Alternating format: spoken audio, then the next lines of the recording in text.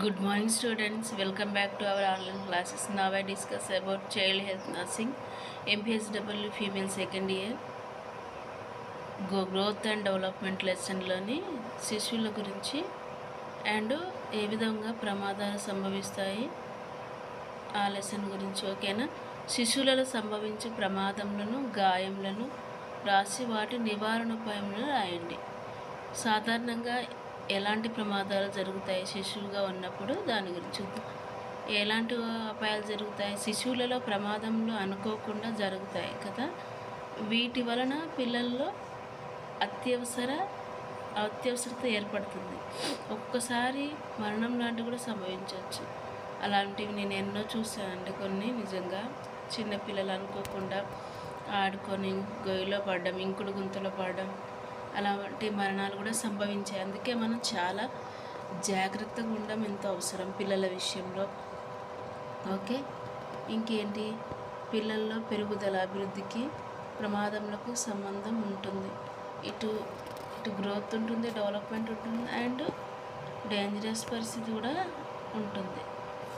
Okay, 6వ నెల నుండి 1 సంవత్సరం వరకు ఒక ప్రదేశం నుండి మరొక ప్రదేశానికి ఎక్కువగా కదలికలు చేస్తూ ఉంటారు కదా. అండ్ కదలిక ఒక ప్రక్క నుండి మరొక ప్రక్కకు జరుగుతూ ఉంటుంది. క్రబ్స్, క్రౌలు మరియు నడక ఇలాంటివి కదా. పాకుతూ ఉంటారు కదా, నడుస్తూ ఉంటారు, అప్పుడు ఉరుకుతూ ఉంటారు, వాళ్ళకి ఏం అర్థం కాదు. అట్లా పడిపోవచ్చు, దెబ్బలు తగలవచ్చు.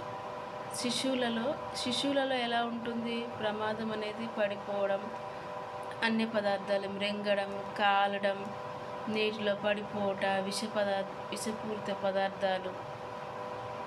ఏంటంటే శిశువులలో వాళ్ళకి తెలియదు కదా, ఉరుకుతూ ఉంటారు, పడిపోతున్నామా నిలబడుతున్నామా వాళ్ళకి అర్థమవుతుంది. ముఖ్యంగా వాళ్ళు వంబాడుతున్నప్పుడు ఏ పదార్థాలు అంటే అవి నోట్లో పెట్టుకుంటూనే ఉంటారు, అవి మనం చూడాలి. అండ్ కాలుట, ఒకవేళ హీటర్ పెట్టినప్పుడు దాని దగ్గరికి వెళ్ళి చేయి పెట్టడం అలాంటిది జరగచ్చు.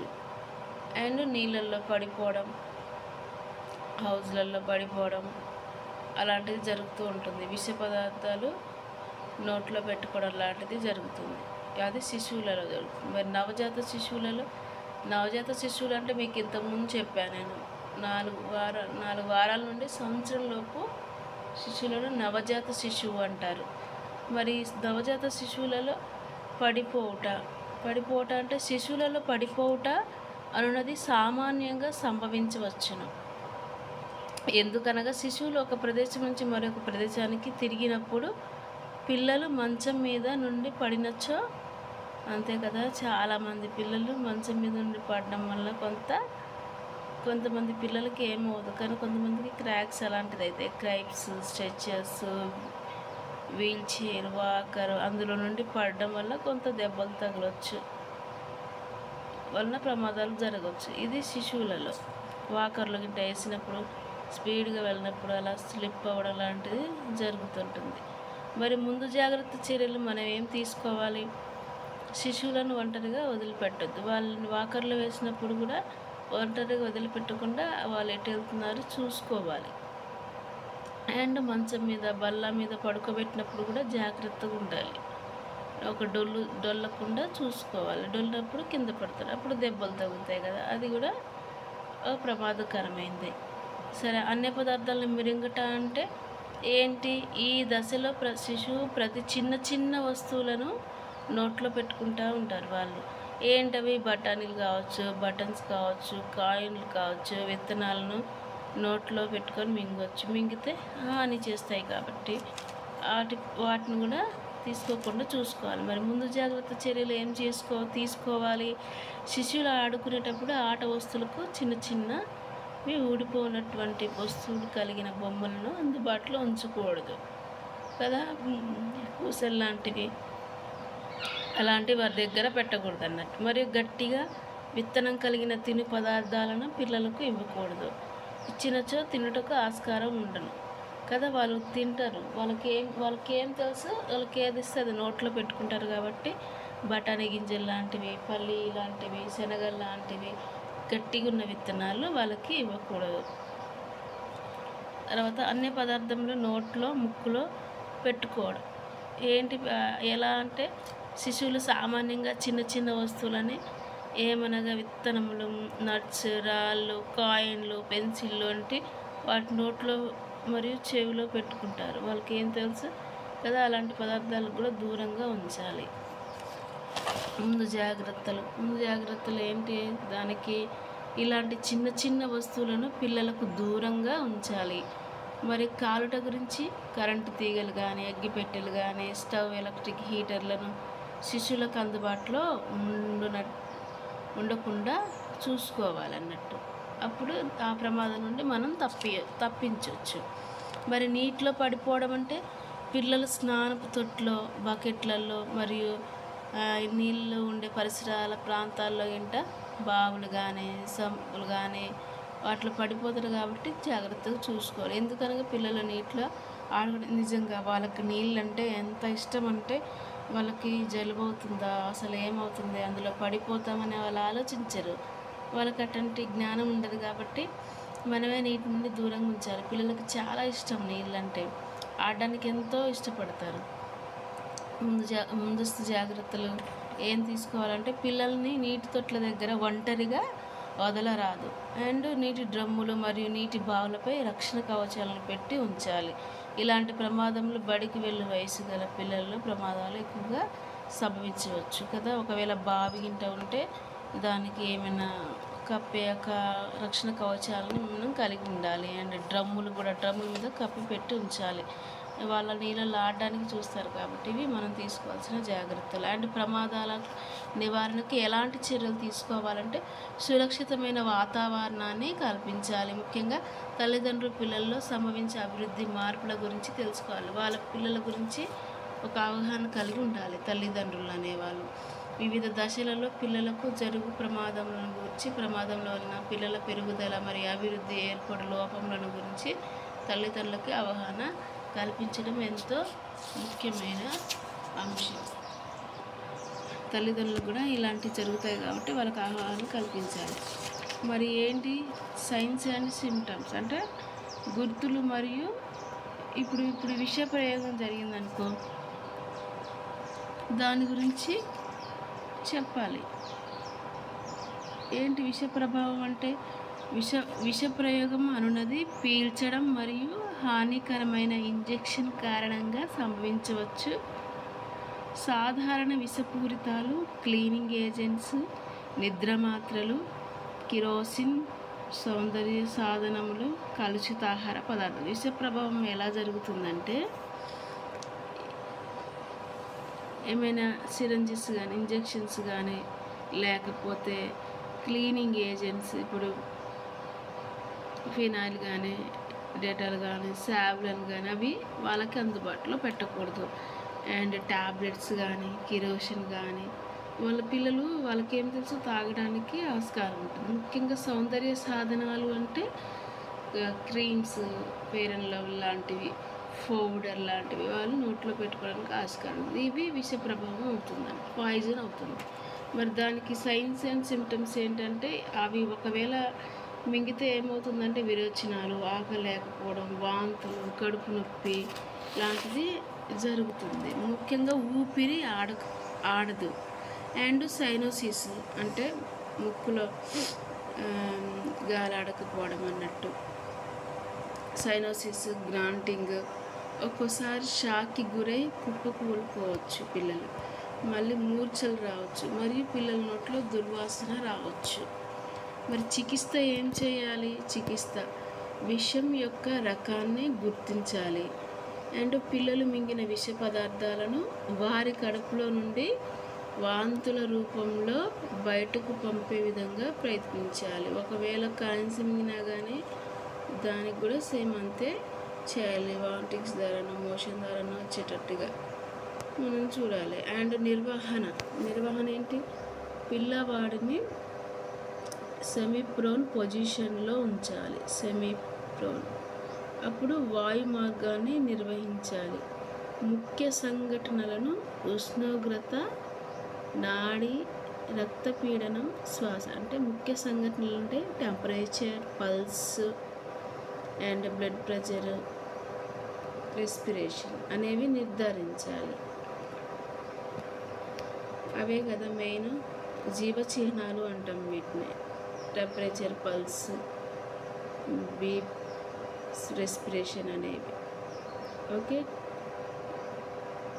టీపీఆర్ కదా, దీన్ని మనం జీవ చిహ్నాలు, వైటల్ సైన్స్ అంటాం. దాన్ని నిర్ధారించాలి. సాధారణ ఉష్ణోగ్రత స్థాయిలను ఉండేటట్లుగా చూసుకోవాలి. ముఖ్యంగా తల్లిదండ్రులు మానసిక ఆందోళనకు గురి కాకుండా వారికి సైకలాజికల్ సపోర్ట్ అంటే మనోధైర్యాన్ని అందించాలి. మరి ఐవీ ఫ్లూయిడ్స్ నిర్వహించాలి ఎనర్జీ కోసం. అండ్ పిల్లవాడికి సౌకర్యంగా ఉండేటట్లు చూసుకోవాలి. ఇదేంటంటే ట్రీట్మెంట్. విష పదార్థాలు తీసుకుంటే ఎలా, ఒకవేళ సంభవిస్తే దానికి ఏం చేయాలి, ఇది ట్రీట్మెంట్ అన్నట్టు. పిల్లల సంరక్షణ, భద్రతా చర్యలు మొదలైన వాటి గురించి తల్లిదండ్రులకు ఆరోగ్య విద్యని అందించాలన్నట్టు. ఇదేంటి, చిన్నపిల్లల్లో, శిశువులలో సంభవించే ప్రమాదాలు మరియు గాయాల గురించిన question. Okay, this is very important. మరి పిల్లలు ఆడతారు కదా, ఆటల గురించి క్లుప్తంగా వ్రాయండి. దాని గురించి చూద్దాం. ఇంకొకటి ఏంటి, ఆట అన్నది అవసరాలు మరియు భావాలను వ్యక్తీకరించే సహజ పద్ధతి. ఆట అనేది ఆడడం ఎంతో మంచిది పిల్లలకి. అండ్ ఫిజికల్గా కూడా హెల్తీగా ఉండడానికి కూడా చాలా ఉపయోగపడుతుంది ఆటలు అనేవి, గేమ్స్ అనేవి. ఆటల వలన అభివృద్ధికి ప్రేరణను మరియు వారి సహజ ఉత్సుకతను మద్దతు కల్పించాలి. మరి పిల్లలు పూర్తి ఆనందంతో ఆడుకునే వాతావరణంలో స్వీయ వ్యక్తీకరణ నైపుణ్యం కోసం పిల్లల అవసరాల నుండి ఆకస్మిక ఆట ఏర్పడుతుంది. వాళ్ళకి ఇప్పుడు ఇరుకిరుకు ఉన్న ఇళ్ళలో కంటే కూడా విశాలంగా ఉన్న చోట మంచిగా ఆడుకుంటారు. వాళ్ళకి ఎంతో హ్యాపీగా అనిపిస్తుంది. అలాంటి పరిస్థితులను మనం కల్పించాలి. అంటే ఆట మీద కూడా వాళ్ళకి ప్రేరణ కల్పించాలి. ఓకే, నెక్స్ట్ చూద్దాం. పిల్లల శారీరక, మానసిక, సాంఘిక మరియు మేధా వికాసానికి పెంపొందించడానికి ఆటలు ప్రముఖ పాత్రను పోషిస్తాయి. అంతే కదా, ఫిజికల్గా, మెంటల్గా, సోషలాజికల్గా ఈ మేధా వికాసానికి చాలా చాలా అవసరమైనవి ఆటలు అనేవి. ప్లే థెరపీ శారీరక, మానసిక, సాంఘిక మరియు మేధా వికాసాన్ని సులభతరం చేస్తుంది. అండ్ శారీరక అభివృద్ధి అంటే ఇది కండరాల కార్యకలాపాలను మరియు కండరాల స్థాయిని అభివృద్ధి పరచడంలో ఎంతో తోడ్పడుతుంది అన్నట్టు. కండరాలు అండ్ కండరాల స్థాయిని వాటిని అభివృద్ధి పరచడంలో, డెవలప్ చేయడంలో చాలా తోడ్పడుతుంది అని యూటిలైజ్ అవుతుంది. వివిధ స్థానాల్లో సమతుల్యపరచడానికి సహాయపడుతుంది. ఆడడం అనేది చాలా అవసరం అండ్ చాలా హెల్దీ కూడా. మానసిక అభివృద్ధి, మానసికంగా జ్ఞానంను అభివృద్ధి కొరకు వస్తువులను గుర్తించటంలోనూ, ఆ వస్తువులు ఏంటి, సైజు, షేప్, నెంబరు అలాంటివి, వారి భావనలను నియంత్రించటకు ఆటలు ఉపయోగపడతాయి అన్నట్టు. మానసికమైన జ్ఞానం కూడా వాళ్ళకి అభివృద్ధి అవుతుంది. అండ్ ఆ వస్తువులు గుర్తించడానికి కూడా అవసరం అవుతుంది. అండ్ సాంఘిక అభివృద్ధి ఏంటి అంటే సోషల్ డెవలప్మెంట్ ఏంటి, సాంఘిక అభివృద్ధి అనేది పీర్ గ్రూపులతో సహకరించే సామర్థ్యాన్ని పెంపొందించుకోవడం, సామాజిక పరస్పర చర్యలు, నైపుణ్యాలను పెంపొందించడంలో మరియు అనువైన ప్రవర్తనలు కలిగి ఒకరితో ఒకరు స్నేహపూర్వకంగా ఉండి సాంఘికంగా అభివృద్ధిని పెంపొందించుకుంటారు అన్నట్టు. వాళ్ళ స్కిల్స్ డెవలప్ అవుతాయి అండ్ ఫ్రెండ్షిప్ పెరుగుతుంది పిల్లలతో అండ్ మంచి కూడా కదా. అలా అదేంటంటే కమ్యూనికేషన్ పెరుగుతుంది. అలా ఇది సోషల్ డెవలప్మెంట్లో పిల్లల విషయంలో. అండ్ మేధో వికాస అభివృద్ధి ఏంటి, మేధా వికాస అభివృద్ధి అనేది భావనలో ఆకారం, రంగు, ఆకారాన్ని రూపొందించడం, గమ్యానికి చేరుటలో ఎత్తు మరియు వేగంలో అభివృద్ధి ఏర్పడడం అన్నట్టు. వాళ్ళు కొంతమంది పిల్లలు చెట్లకు వేలాడితే ఎత్తు పెరుగుతారు అలాంటిది అంటారు కదా, మళ్ళీ ఎత్తు పెరగడం లాంటిది అంటే ఆకారం, వర్క్, ఇవన్నీ వాళ్ళకి సెట్ అవుతాయి అన్నట్టు. పిల్లల సాధన సమస్యలను పరిష్కరించే విధంగా పద్ధతులను పెంపొందించుకుంటారు. దీనివల్ల మెరుగైన నైపుణ్యత, ఏకాగ్రతల అభివృద్ధి పెంపొందడం. ఇప్పుడు మానసికంగా కూడా వాళ్ళు మంచిగా ఉంటే మనం చెప్పే ఏదైనా కూడా వాళ్ళు ఫోకస్ చేయగలుగుతారు కదా. అప్పుడు వాళ్ళకి కొంత జ్ఞాపక శక్తి అండ్ ఏకాగ్రత, కాన్సన్ట్రేషన్ అనేది పెరుగుతుంది వాళ్ళకి. అండ్ శారీరక, ఇంకా తర్వాత బొమ్మల ఎంపిక. బొమ్మల ఎంపిక అంటే పిల్లలు ఏ బొమ్మలతో ఆడుకోవాలో కూడా వాళ్ళు నిర్ధారించుకుంటారు. ఏంటి, పిల్లల శారీరక మానసిక అభివృద్ధికి సరైన బొమ్మలను అందించడం చాలా ముఖ్యమైనది. బొమ్మలు పిల్లలతో ఆసక్తిని పెంపొందిస్తాయి మరియు బొమ్మలు సురక్షితమైన, ఆకర్షణీయంగా ఉండాలి.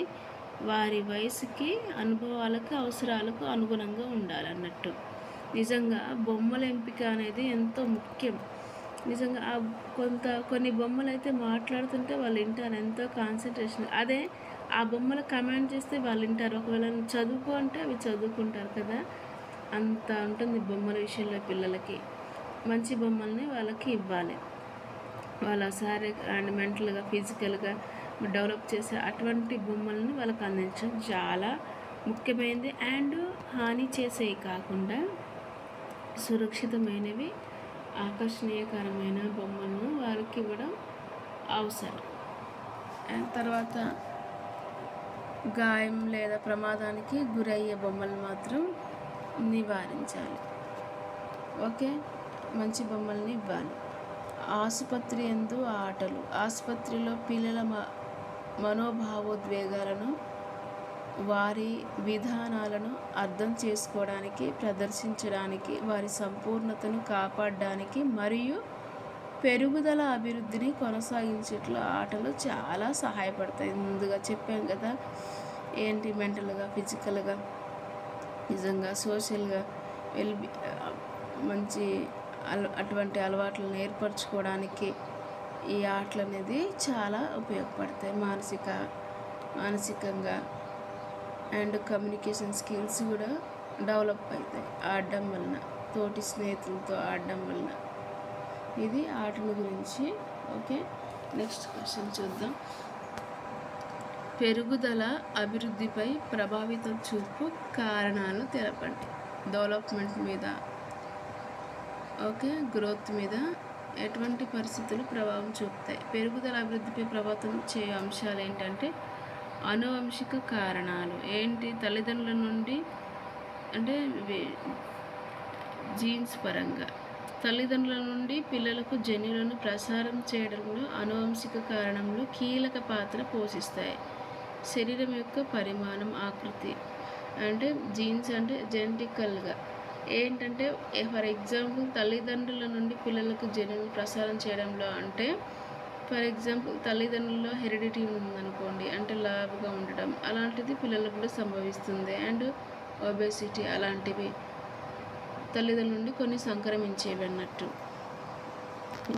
జాతి ఏంటి, జాతి అనున్నది ఎదుగుదల, అభివృద్ధికి కూడా ప్రభావితం చేస్తుంది.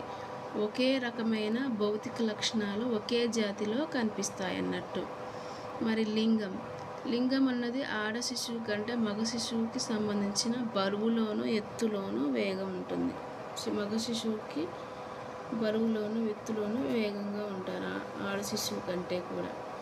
మరి గర్భాశయ అభివృద్ధి.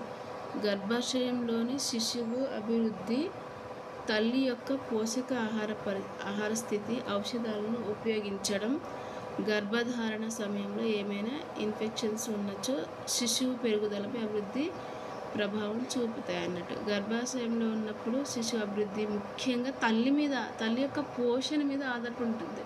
ఆ టైంలో తల్లి సరైన ఆహారం, సరైన పోషక విలువలు కలిగిన, న్యూట్రిషన్ కలిగిన ఆహారం తీసుకొని ఉంటే హెల్తీగా తయారవుతారు. అదే ఆ యొక్క ప్రెగ్నెంట్గా ఉన్నప్పుడు తల్లి తన ఆందోళనగా ఉన్నప్పుడు, మానసికంగా అండ్ స్ట్రెస్ని ఫీల్ అయినప్పుడు అదంతా ఫీటస్ మీద ప్రెజర్ పడిపోతుంది, అంటే పిండం మీద ప్రెజర్ పడిపోతుంది అన్నట్టు. అండ్ గర్భధారణ కాలాలు అంటే ప్రెగ్నెన్సీ పీరియడ్లో ఉన్నప్పుడు వాళ్ళకి ఏమైనా ఇన్ఫెక్షన్స్ ఉన్నా కానీ ఆ యొక్క బేబీ గ్రోత్ మీద, అదే ఫీటస్ గ్రోత్ మీద కూడా చాలా ఎఫెక్ట్ పడుతుంది అన్నట్టు. అప్పుడు నిజంగా ప్రెగ్నెంట్గా ఉన్నప్పుడు చాలా జాగ్రత్త వహించడం ఎంతో అవసరమైన పద్ధతి. ముఖ్యంగా వాళ్ళు గర్భవతి ఉన్నప్పుడు వాళ్ళు ఒక్కరే కాదు, ఇద్దరుగా ఉన్నారు కాబట్టి చాలా శ్రద్ధ వహించాలి ఫీటస్ మీద, అంటే పిండం మీద, వారి వారి యొక్క శిశువు మీద ఆ సమయంలో. ఓకే, అనారోగ్యం మరియు గాయం ఏంటి? గర్భధారణ సమయంలో అనారోగ్యం మరియు గాయాల కారకాలు శిశువు పెరుగుదలలో నెమ్మదిగా పురోగతిని కలిగిస్తుంది. ఒకవేళ ఆ సమయంలో గాయాలు కానీ అనారోగ్యం అంటే ఇప్పుడు టైఫాయిడ్, ఒకవేళ కొన్ని డిసీజెస్ ఉంటాయి, డెంగ్యూ కానీ ఇలాంటివి పడ్డప్పుడు ఖచ్చితంగా బేబీ గ్రోత్ మీద ఖచ్చితంగా ఎఫెక్ట్ పడుతుంది ఆ సమయంలో కదా. పెరుగుదల కూడా చాలా స్లోగా ఉంటుంది, డెవలప్మెంట్ అనేది, గ్రోత్ అనేది చాలా స్లోగా ఉంటుంది అన్నట్టు. తర్వాత పర్యావరణం ఏంటి ఇందులో? పర్యావరణం శారీరక మానసిక వాతావరణం శిశువు పెరుగుదలపై ప్రభావం చూపుతాయి.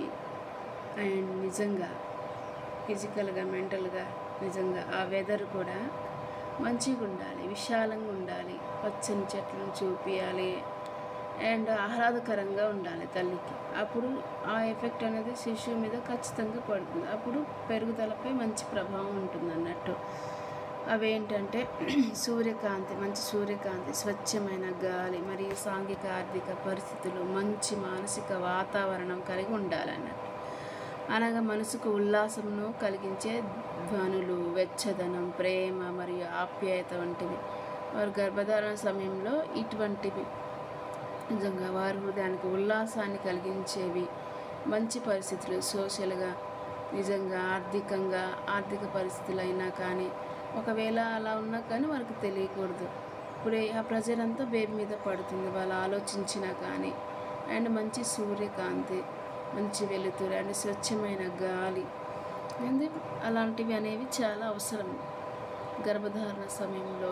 స్ట్రెస్ లేకుండా ఉండాలి, ఇంకా ప్రేమ ఆప్యాయత లాంటివి కలిగి ఉండాలి.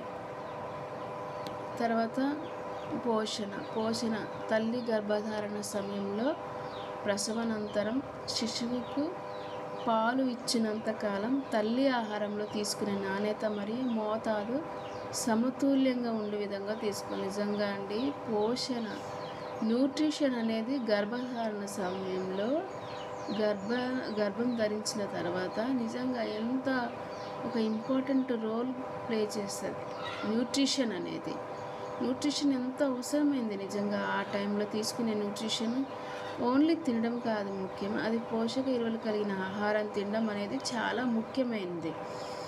ఎందుకంటే కాల్షియం అవసరం గర్భధారణ సమయంలో, ఐరన్ అవసరం. ఇప్పుడు కాల్షియం ఎందుకంటే మరి బోన్స్ తయారవడానికి, కాల్షియం, బ్లడ్, ఇవన్నీ ఐరన్ ఎంతో అవసరమైనవి. కాబట్టి సరైన పోషణ ఉందా లేదా చూసుకోవాలి ఆహారం తీసుకునేటప్పుడు గర్భధారణ సమయంలో. ఎందుకంటే అదంతా కూడా ఆ డెవలప్మెంట్ అంతా బేబీ మీద పడుతుంది కాబట్టి, ఫీటస్ గ్రోత్ మీద పడుతుంది కాబట్టి చాలా శ్రద్ధ వహించడం ముఖ్యమైనది. భావోద్వేగాలు, తెలివితేటలు, హార్మోన్లు, వ్యాయామాలు అనునవి శిశువు ఎదుగుదలపై ప్రత్యక్షంగా మరియు పరోక్షంగా ప్రభావితం చూపుతాయి అన్నట్టు. గర్భంతో ఉన్నప్పుడు ముఖ్యంగా ఇందాక చెప్పా కదా, మెంటల్గా కూడా నిజంగా చాలా ఆహ్లాదకరంగా ఉండాలి. ఎప్పుడు టెన్షన్తో, స్ట్రెస్తో, ద్వేషాలు ఉండి అలా ఉండకూడదు, మంచి ఫీలింగ్తో ఉండాలి. అండ్ తెలివితేటలు ఆ టైంలో ప్రదర్శించేవి. అండ్ ఆ హార్మోన్ ఇంబ్యాలెన్స్ ఉండకూడదు, హార్మోన్స్ కూడా అండ్ ఇంబ్యాలెన్స్ ఉండకుండా బ్యాలెన్స్గా ఉండాలి. ముఖ్యంగా ఎక్సర్సైజ్ అంటే ఖచ్చితంగా గర్భిణీ కాలంలో ఉన్నప్పుడు మార్నింగ్ వాకింగ్ ఎంతో ఇంపార్టెంట్. శిశువుకు నిజంగా ఎంతో ఆహ్లాదకరంగా ఉంటుంది, బేబీ గ్రోత్కి ఇంపార్టెంట్. అండ్ ఈవినింగ్ వాకింగ్ కూడా చాలా ఇంపార్టెంట్. ఈ ఎక్సర్సైజ్ అనేది చాలా ముఖ్యమైనది. ఓకే, ఇది ఏంటంటే పెరుగుదల అభివృద్ధిపై ప్రభావం చూపే యొక్క కారణాలు అన్నట్టు శిశువులలో. ముఖ్యంగా గర్భిణీ కాలంలో ఉన్నప్పుడు తీసుకోవాల్సిన జాగ్రత్తలు. అప్పుడు మరి తల్లి బాధ్యతగా తను నిజంగా తన బాధ్యత నిర్వర్తిస్తే ఒక ఆరోగ్యకరమైన శిశువుని కలిగి ఉంటుంది. అండ్ ఇంతకుముందు చెప్పే కదా, అనువంశిక కారణాలు అంటే జెనెటికల్గా ప్రాబ్లమ్స్ ఒకవేళ హెరిడిటీ ఉన్నా వాళ్ళకి ఎలాంటి ఒకవేళ సంభవించినా కానీ అలాంటివి ఉంటాయి. ఫర్ ఎగ్జాంపుల్ తల్లికి హెచ్ఐవి ఉన్నా కానీ అది కూడా సోకుతుంది. ఇలాంటి విషయాలన్నిట్లో కూడా చాలా జాగ్రత్తగా ఉండడం ఎంతో అవసరం. అండ్ న్యూట్రిషన్ తీసుకోవడం, అండ్ తల్లి గర్భధారణ కాలంలో ముఖ్యంగా మెడిసిన్స్ కూడా ఏవి పడితే అవి వేసుకోవడం కరెక్ట్ కాదు. ఇన్ఫెక్షన్స్కి దారి తీయడం కారణమవుతుంది అన్నట్టు. ముఖ్యంగా అది ఎంతో అవసరం, ఎందుకంటే బేబీ మీద ఎఫెక్ట్ పడుతుంది. ఇంకా శిశువు ఆడన మగన అనే కంగారు కూడా వద్దు, ఎవరైనా పర్వాలేదు, అలాంటి మైండ్ సెట్తో ఉండాలి. లేకపోతే ఫీటస్ మీద ఆ యొక్క ప్రభావం పడి నెగిటివ్ ఫీలింగ్ రావచ్చు. నిజంగా ఆ పీరియడ్ ఆఫ్ టైంలో ఎంత జాగ్రత్తగా ఉండాలంటే ఎంత వీలైతే అంత హ్యాపీగా ఉండడం అవసరం. తల్లి అనేది నిజంగా ఆ టైంలో ఎంత హ్యాపీగా అంటే అంత హ్యాపీగా ఉండడానికి ట్రై చేయాలి. ప్రెజర్స్, స్ట్రెస్ అండ్ ఎకనామికల్గా ఆలోచించడం అలాంటివి ఏమీ చేయకూడదు. ముఖ్యంగా గాయాల గంట కాకుండా గర్భధారణ సమయంలో జాగ్రత్త వహించడం కూడా నిజంగా తన శిశువుకు తనకి ఎంతో మేలు చేసేదిగా ఉంటుంది. Okay, this is the growth and development in శిశువులలో, అంటే గర్భధారణ సమయంలో ముఖ్యంగా తీసుకోవాల్సిన జాగ్రత్తలు. నేను మీకు ఎక్స్ప్లెయిన్ చేసేది ఏంటంటే child health nursing MPSW female second ఇయర్లోనే గ్రోత్ అండ్ డెవలప్మెంట్ ఫస్ట్ లెసన్లో నేను మీకు కొన్ని క్వశ్చన్స్ నేను ఎక్స్ప్లెయిన్ చేశాను. కొంతమంది అడిగారు కాబట్టి మీకు ఇప్పుడు ఈ చాప్టర్ వైజ్గా చేస్తే మీకు ఒక ఐడియా ఉంటుంది కదా. నేను చేసే క్వశ్చన్స్ అన్నీ కూడా మీకు ఎగ్జామ్కి ఫర్దర్ ఫ్యూచర్లో అవసరం అవ్వడానికి నేను క్వశ్చన్స్ చేస్తున్నా. ఇవి ఎంతో ఇంపార్టెంట్ క్వశ్చన్స్, నేను చేసే అన్ని ఇంపార్టెంట్ క్వశ్చన్సే. అండ్ కొంత ఈజీగా కూడా ఉంటుంది. ఏంటంటే పిల్లల గురించి కొంత అవగాహన కలిగి ఉండాలి, పిల్లల గురించి చదవాలన్నట్టు. ఈ యొక్క మొత్తం ఈ సబ్జెక్ట్ మొత్తం కూడా చిల్డ్రన్స్ గురించే ఎక్కువగా ఉంటుంది. వాళ్ళ యొక్క ఆట గురించి, వాళ్ళ యొక్క పెరుగుదల గురించి, వారి యొక్క పోషణ గురించి, వాళ్ళ విషయంలో ఎటువంటి జాగ్రత్తలు వహించాల్సి ఉంటుంది, ఇవన్నీ కూడా పిల్లల గురించి ఉంటుంది. ఈ యొక్క చైల్డ్ హెల్త్ నర్సింగ్లో గ్రోత్ అండ్ డెవలప్మెంట్ ఇంతకుముందు చెప్పాను కదా. గ్రోత్ డెవలప్మెంట్, గ్రోత్ అంటే పెరుగుదల అన్నట్టు. ఆ పెరుగుదలకి అభివృద్ధికి అవినాభావ సంబంధం ఉంటుంది. ఇప్పుడు గ్రోత్ ఉంటూనే ఉంటుంది, ఇటు డెవలప్మెంట్ ఉంటుంది కదా. అందుకే దానికి అవినాభావ సంబంధం అనేది ఎంతో ముఖ్యమైనది. ఓకే, మీకు ఇంకేమైనా క్వశ్చన్స్ కావాలన్నా కానీ కామెంట్ చేయండి. దేని గురించి, ఏ టాపిక్ గురించి కావాలో మీరు కామెంట్ చేస్తే నేను వీడియో పెడతాను. ఒకవేళ ఇది నిజంగా మీకు వీడియో నచ్చుంటే ప్లీజ్ అండి షేర్ చేయండి, అండ్ ముఖ్యంగా లైక్ చేయండి. మీకు ఇంకా ఇలాంటి క్వశ్చన్స్ ఎన్నో కావాలంటే సబ్స్క్రైబ్ చేసుకోండి. ముందుగా మీకే ఈ వీడియో వస్తుంది సబ్స్క్రైబ్ చేస్తే. ఓకే, ఇంకా మరికొంతమంది సెకండ్ ఇయర్ ఎగ్జామ్ సరిగ్గా రాశారో లేదో కదా, వారి కొరకు కూడా ఒకవేళ సప్లీకి ఎలా సిద్ధపడాలి అని ఏమైనా డౌట్స్ ఉంటే అడగచ్చు, సప్లీకి కూడా పాస్ అవ్వడానికి. సరేనా? ఇంపార్టెంట్ క్వశ్చన్స్ చేయండి మేడం అంటే చేస్తాను. ఇది సప్లీకి ఇప్పుడు ఎగ్జామ్స్ రాస్తున్నారు కదా మొన్న మార్చిలో. ఎవరైనా మరి బాగా ఎగ్జామ్ రాయలేకపోతే వారికి మరి సప్లీకి ఏ విధంగా ప్రిపేర్ అవ్వాలో, మరి మేడం ఎలా ఏ క్వశ్చన్స్ ప్రిపేర్ అవ్వాలని అడిగితే చెప్తా. కామెంట్ చేయండి మీరు సరిగా రాయని వాళ్ళు.